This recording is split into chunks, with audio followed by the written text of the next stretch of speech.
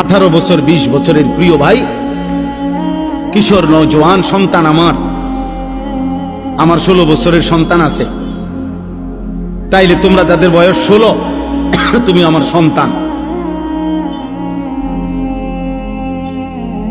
তুমি আমার সন্তান। আমি তোমারে বললাম 18 বছর 20 বছরের ছোট ভাই, তোকে আমি বললাম, জানতে চাইলাম তোমার কি মনে আছে মোট তোমার এই পর্যন্ত কতগুলো ফজরের নামাজ ছুটে গেছে?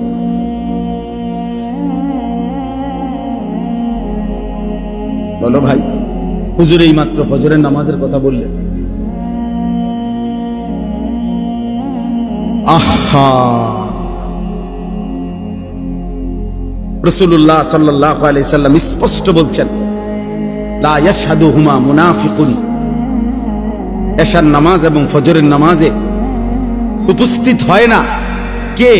নবীজি পরিষ্কার বলছে, মুনাফিকুন, মুনাফিক। নবীজি স্পষ্ট বলছে যে ফজরের নামাজ পড়ে না সে মুনাফিক, যে এশার নামাজ পড়ে না সে মুনাফিক। তো সুপারিশ মিলবে কার থেকে বাবা? হ্যাঁ, যিনি সুপারিশ করবেন উনি তো তোমাকে বললেন মুনাফিক। তো তোমার সুপারিশ করবে তোমার কোন আব্বায়, তোমার কোন বাপে সুপারিশ করবে? হ্যাঁ, সুপারিশ কি? নবীর সুপারিশ মানে এটার কোনো নিয়ম কানুন নাই। নবী সাল্লাল্লাহু আলাইহি সাল্লাম দুনিয়াতে নাফরমান মৃত্যু পর্যন্ত বিড়ি খাইতে থাকবে, আর মরলেই হাসর ময়দানে নবী সুপারিশ করে জান্নাত। এই তো না? সুদ খাইতে খাইতে কবরে যাবে, নবীজি হাসরের ময়দানে জান্নাত দিয়ে দিবেন সুপারিশ করে। এই তো সুপারিশ নাকি? কথা বলেন না কেন? এই সুপারিশ। তুমি যুবক নারী দেখতে দেখতে, উলঙ্গ ছবি দেখতে দেখতে, আরে নাফরমান বেনামাজি এই সেজদাবিহীন কপাল নিয়ে তুমি কবরে যাইবা, আর নবী তোমারে সুপারিশ করে জান্নাত দিয়ে দিবে। এইটা নি সুপারিশের অর্থ? কে বলছে এই কথা? কোনো নিয়ম কানুন নাই, কোনো কাগজপত্র নাই, কোনো ফাইল পত্র নাই।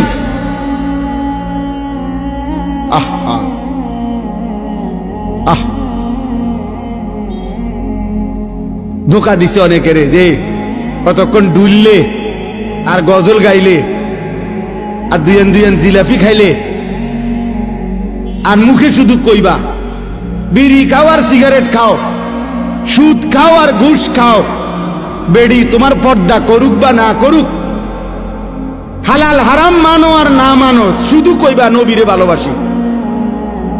এটা মুখে কইলে সারব, এটা মুখে কইবা শুধু, এটা মুখে শুধু বলবা, গুনাহ ছাড়তে হবে না, বন্দেগী করতে হবে না, এমনি এমনি সুপারিশ হয়ে যাবে। সুপারিশের মানে এই হাউজে কাউসারের পানি, আপনি সাপকলের পানি আপনি সিপ দিবেন আর পানি পড়ে যাব। এটার জন্য কোনো কাগজপত্র দেখাইতে হবে না, এটার জন্য কোনো আমলনামা দেখাইতে হবে না। তাহলে এই জন্য একটা ছেলেকে বললাম, একজন বাবাকে বললাম, যারা ফজরের নামাজ, আমার শায়েখ, আমার হুজুর, আমার উস্তাদ, আমার মুরব্বী বলছেন, আমি এই জন্য ওই কথার তাকিদ করলাম। ফজরের নামাজ মুমিনের নামাজ।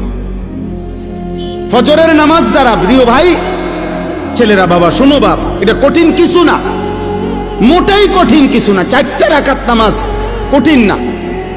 একটা মোবাইলে অ্যালার্ম দিয়ে রাখলেও উঠা যায়।